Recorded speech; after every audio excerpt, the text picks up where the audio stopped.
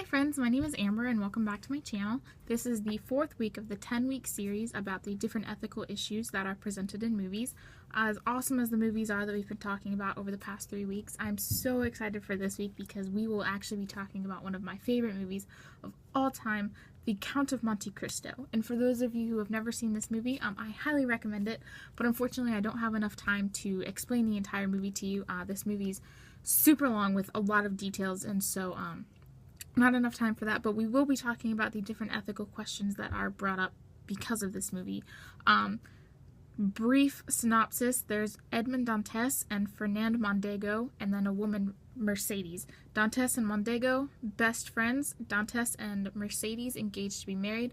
Mondego's in love with Mercedes as well, and so Mondego betrays Dantes. Dantes is falsely accused of treason, sent to prison, and so after he escapes from prison, gets revenge on everybody, yay, happy day.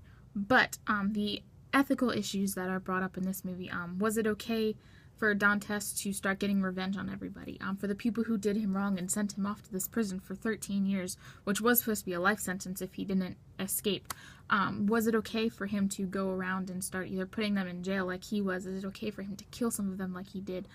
Was it okay for Mondego to betray Dantes like he did? That was his best friend.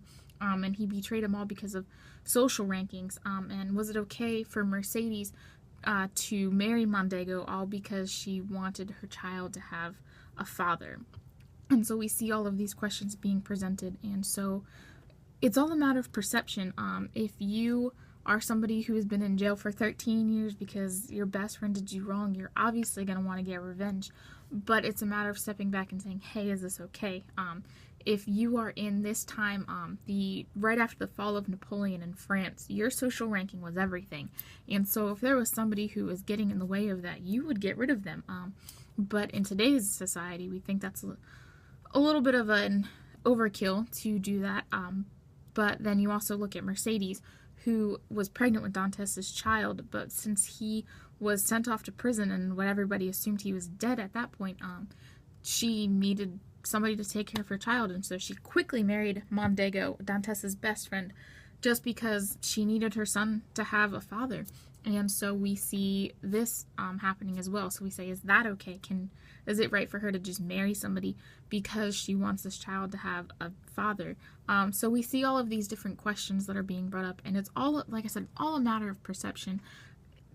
Are you okay with killing people to get revenge? Are you okay with betraying your best friend just for your social rank? Are you okay with essentially using somebody just for a father figure in your child's life?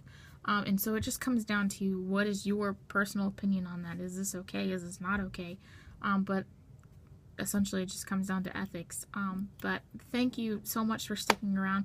We're super excited for next week, where we'll be talking about another one of my all-time favorite movies, The Hobbit, The Battle of Five Armies. So make sure you stick around, and we can't wait to see you then. Bye, friends!